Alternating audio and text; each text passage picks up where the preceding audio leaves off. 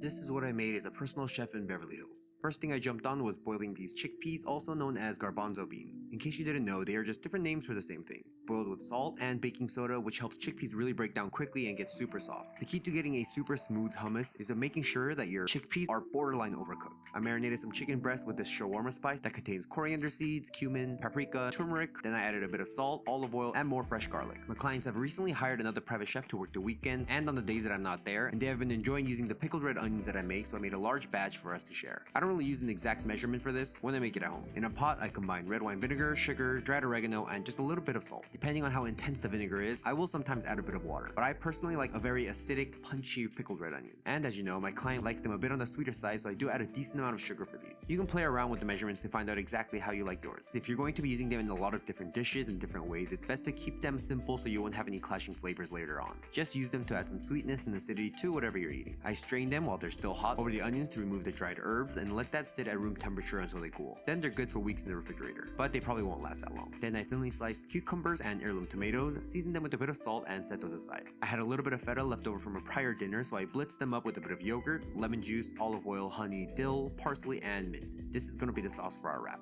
I had a bit of the Japanese white sweet potatoes that I froze, so I tossed those in olive oil, laid out on a sheet pan with salt, and into the oven to roast. A few hours have gone by since I started the chickpeas, and they're extremely soft. I run hot water over them and drain a few times to get rid of those pesky little bean skins. Then put them in a food processor to turn into hummus. I added tahini, olive oil, grated garlic, a ton of lemon juice, and salt. Nice and simple. If your hummus is chunky, I don't want it. Your hummus should be smooth and silky. It's almost time to serve, so I grill the marinated chicken to get them nice and smoky and start to arrange. She wanted a lettuce wrap version, so I got iceberg lettuce, added the heirloom tomato, avocado slices, cucumber, pickled red onions, the hummus, cubed chicken, and the herb feta yogurt sauce. I'll be honest, this was my first time trying to make a complete iceberg lettuce wrap, and it was harder than I thought. I definitely did not use enough lettuce, but it looked and tasted good. I definitely needed to use double the lettuce so that it would have a bit more structural integrity. And for him, he wanted a wrap, but less carbs, but all I could find were these almond flour tortillas. And none of the really large ones, so they were definitely closer to a taco than a wrap. But same ingredients: hummus, avocado, heirloom tomato, cucumber, pickled red onions, chopped chicken, and the feta yogurt. 2 for him with those sweet potato fries. They really loved the flavors, but they did say it was a bit messy to eat. I'll just have to make sure it's better next time. This is what I made for a dinner as a personal chef. We have 3 guests today, and the request was filet mignon. And you know what that means. They got to have their wilted spinach and their favorite crispy roasted potatoes. They tend to eat just a little bit unhealthier when they have guests. You've got to live a little. I try to feed them as many vegetables as possible, so while those potatoes are working away, I trim and peel some asparagus and cut the broccoli into florets. Once the potatoes are fully cooked, I drain them, toss them with olive oil to get them nice and coated in their own potato fluff, just like this, and throw them into the oven to roast at 375 degrees Fahrenheit. I blanch the asparagus and broccoli, shock in ice water so they're ready to quickly finish cooking when I need them. Then I season the fillets generously with kosher salt and set that aside at room temp until it's time to cook them. They don't usually like sauce with their steaks, but sometimes I'll make one when they have guests. For the sauce, I pick and finely slice tarragon, and for parsley, I only like to use the leaves. The stems are good for soups and stocks, but I do find their flavor a little too intense and bitter for other uses.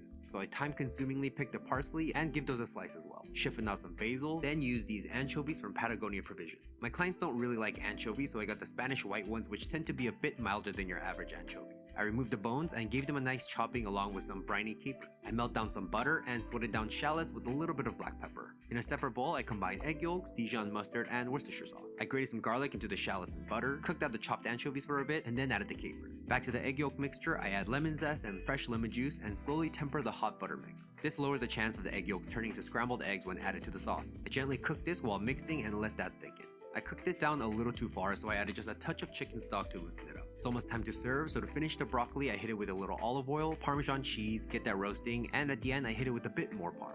To finish the sauce, I just add a bit of cold butter to emulsify and gently heat it until it's all absorbed. Hit it with a bit more lemon juice because the sauce is pretty rich. Then I went and grilled up those asparagus along with the fillets. The guest will be having that 1-pound fillet. He's a very big eater. Right before serving, I add in all the fresh herbs, parsley, tarragon, basil, and chives. I do this off heat to keep those herbs vibrant, alive, and still tasting fresh. The sauce is pretty rich due to the egg yolk and butter, but the lemon and fresh herbs brighten it up so that it's not too heavy. And of course, the anchovies and Worcestershire adds a lot of flavor as well. To plate, I add the roasted Parmesan broccoli, grilled asparagus, crispy potatoes, the fillet, and our buttery herby steak sauce, and that's their dinner.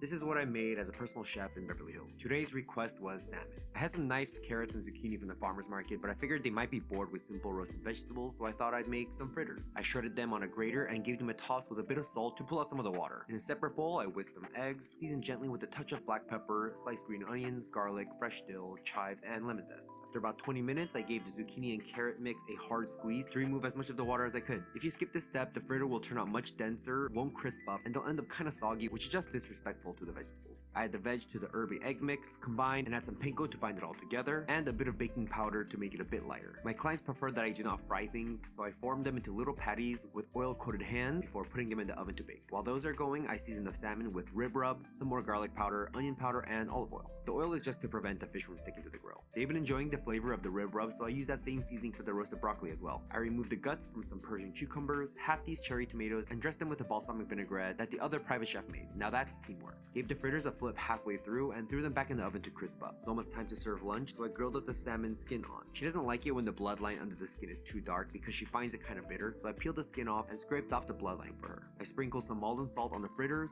topped with pickled red onions, and got ready to plate. I plated the salmon with the roasted broccoli, the fritters, and I served the tomato cucumber salad on the side, along with the feta yogurt sauce I made for the Mediterranean chicken wraps. The yogurt, feta, and herbs will go perfectly with the zucchini and carrot fritters. And that's lunch. This is a long day as a personal chef in Beverly Hills. We have guests tonight and they requested paella. It's been a while. To make my Spanish friends happy, we shall call it Arroz Con Cosas, translated to rice with things. First thing I have to do is get my sofrito going. Spanish sofrito usually has peppers, but as you know, my clients cannot have any kind of fresh peppers, so I blitzed up some onions, a little bit too fine, but that's okay. And I threw them into a pot with olive oil, thyme, and rosemary. Then let that gently sweat down. While that's going, I get started on their lunch. She wanted eggs and toast, while he wanted caramelized zucchini soup. I cubed up some zucchini, put half of them into a pan to saute for texture, and the other half into a pot with some of the sweated onions, olive oil, salt, and thyme. Once the zucchinis have slightly browned and cooked down, I threw in chicken stock, let it cook a bit, then blend it until completely smooth. With all the lunch prep done, I had a few minutes to boil, peel, and chop some eggs for the caviar setup tonight. At 1 p.m., I served her 3 fried eggs with only 1 yolk and toast. Then served his zucchini soup with those chunks of zucchini and avocado toast. Nice and easy. Then straight into more prep. I made the meringue for the Pavlova and threw them into the oven. My Pavlovas seem to be pretty controversial. A few things about them: I make them thinner and 2-layer because my clients find it to be prettier, and even though they are thinner, they still have a little marshmallowy center. The thicker traditional style Pavlova is a bit too sweet for them. Also, no curd, because they don't like curd. I had some shrimp shells saved from prior dinners, so I roasted those for the stock. And now for the seafood. I got a bunch of clams. Just kidding. I got a few little neck clams and ended up getting cockles instead. Can you believe these little necks were $2.50 each? It's highway robbery. Cockles will do just fine. And they were much cheaper. I rinsed them, covered them with water and a bunch of salt, set them aside and in the fridge to let them purge. Then I spent the next hour scrubbing these mussels and removing the beards. I hate cleaning mussels, but it must be done. They were pretty gnarly. This is what the clam water looked like after just 1 hour. That's a lot of sand, mud, and nasty stuff. You do not want to eat or serve that. Or maybe you do. I don't know what kind of life you live. I checked on the onions and herbs and they were looking pretty good. I removed the herb stems, added tomato paste, tomato puree, and back into the oven to continue caramelizing. I continue with prepping the seafood, salting the shrimp, and laying them on paper towels to dry along with the scallops. If you want your seafood to brown properly, always make sure they're as dry as possible. I was told by you guys in the comments last time that the best way to bloom saffron was by grinding them down and throwing in an ice cube, so I decided to give that method a try. For the stock, I sauteed some garlic and shallots, put all the shellfish in with plenty of white wine, covered and let that steam. Clams and mussels will open up as soon as they finish cooking, so I grab them as soon as they pop open. You never want to overcook shellfish. They get tough and rubbery. I find a lot of paella type dishes will have their seafood very overcooked due to the long time it takes to make the paella, and that's why I do it this way. By the way, if you find that after a long time of cooking that some shellfish do not open, please just throw them away. That means they were dead before cooking, and you don't want to serve dead shellfish unless you want to get someone sick. To the shellfish stock, add in the roasted shrimp shells, reduce until the alcohol smell is gone, and add in the chicken stock to fortify it. After another 2 hours, this is what the sofrito looks like. It's intensely sweet, and the smell is amazing, but it can be pushed a bit more, so I crushed a bunch of garlic into it, give it a mix with a bit of salt, and back into the oven. At this point, the guests will be arriving in about 2 hours, so I build the pavlova and put it into the fridge. The stock is ready after simmering for about an hour. You don't need to simmer shrimp shells more than that. They've given all they can. Now for all that cooked shellfish, I remove all the meat from them so that the Arroz Con Cosas can have as much seafood mixed into them as possible. And also to make sure all the shellfish is double cleaned. Like this mussel. Even if some mussels look clean on the outside, they could have hidden beards. The caviar today is from Petrosian. Jesus Christ. I weigh out 2 ounces per person. Now it's time to make the Arroz Con Cosas. We are about an hour out, so I start searing the scallops and shrimp in the pan, not fully cooking them just to get some color. I add the sofrito, the smoked paprika so that it blooms in the oil, the bomba rice, and give that a mix. This was the result of blooming the saffron with the ice cube. The color is absolutely gorgeous. You guys are right, I'll be doing it this way from now on. Throw all that in and then add some of that intense shellfish shellfish stock. You should only stir with a utensil once at the beginning just to make sure it's all coated and covered with stock, but from here on, no more mixing. This isn't risotto. I shake it a little bit once in a while to make sure the stock is reaching the bottom kernels and it isn't burning, adding a little bit more stock at a time as it reduces. I season it with a little bit of salt, and when I can tell it's about 15 minutes from being done, throw in some of the shellfish I saved for appearance and let those cook. Near the end, I drizzle a little olive oil around the side to get it crispy and add in the shrimp and scallops to let those finish cooking. Finally, at the end, I sprinkle all the shucked shellfish on top just to gently warm through. And once it's done, I garnish with chives, squeeze some fresh lemon juice over the seafood, and it's ready to serve. There's a good amount left over, but they always ask me to make extra on purpose so that they can enjoy it the next day. And finally, their favorite dessert, Pavlova. Time to clean and go home. I'm pooped.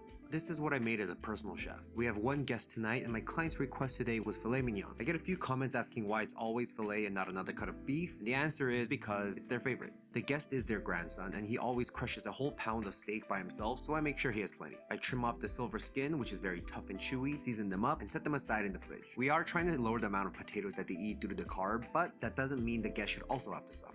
So I made them their favorite crispy roasted potato. Although this time I added just a little bit of smoked paprika. One of my clients enjoys caramelized onions with her steak, so I made sure to start this early with some olive oil, a touch of butter, and all those sliced onions. And as you know, the other client also very much enjoys wilted spinach with his steak. When I first started private chefing, I thought that my clients would always want new dishes and new food every night, but they often request the same things, especially if they've come to really love a certain meal. The guest is arriving in about an hour, so I drain those potatoes, toss them with olive oil, and into the oven to get crispy. We have a lot of wild mushrooms from the farmer's market, so I decided to make a nice little mushroom steak sauce. I cleaned them up, toss with olive oil and some more of that rib rub, and get those roasting in the oven. While those are going, I start the sauce. I saute some sliced shallots and garlic, and deglaze with Manischewitz wine. I would normally just use a red wine, but we have a half-open bottle of this stuff, and I don't want to open a new bottle just to use a little bit. They also like their sauces a bit sweeter, so it kind of works out. Then I add in those roasted mushrooms, a bit of veal stock, and just let that cook down. Give those potatoes a flip, and back into the oven. We have some caviar left over from the Arroz Con Cosas dinner last night, so she asked for a smoked salmon toast appetizer. Just a light spread of labna, which is strained yogurt, smoked salmon of course, a little bit of caviar, and chives. The guest ended up asking for another round of these, so it's safe to say he enjoyed it. I guess I accidentally didn't record the steak grilling. But once they're cooked, I sliced them against the grain, sauced the steaks with the mushroom red wine jus, caramelized onions on top, and I also reheated the leftover paella since they wanted their grandson to try it and so they could have it again. Double carb with the roasted potatoes, and that's their dinner.